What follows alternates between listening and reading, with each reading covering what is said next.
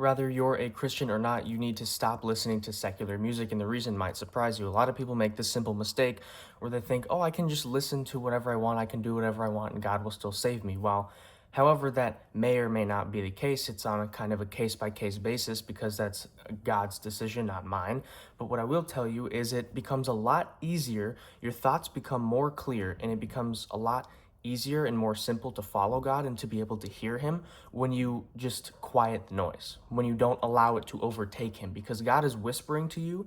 At the same time, you have music. Maybe you listen to music all the time, maybe from the moment you wake up, you go to school or you go to work, you're listening to music on the way there, while you're working or while you're at school, and on the way back home, whatever it may be.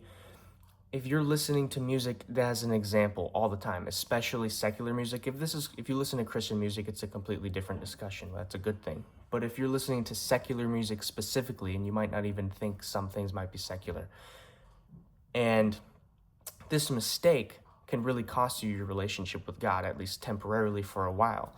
And it really has shown me, it's done the same thing to me, because it puts you in a state of mind, not only the frequencies of the music, the lyrics of the music, the vibe of the music. If you're listening to things like Juice World, or just like rap in general, or just modern like pop like Taylor Swift and things like that. Again, like I said, it's the frequencies, it's the lyrics, the things that they say. It might be said so fast you might not really pick up on it, but subconsciously your brain still processes it. You still hear it, and it gets put into your subconscious, and that it can affect you negatively, a lot more negatively than you might expect. So really what you should be doing if you're going to listen to music, listen to something at least without lyrics, probably even better 432 hertz music. I've talked about this in on my other channel. It's a little bit more like conspiratorial, whatever, but 440 hertz is considered not good for you. The other thing is just listen to Christian music, if anything.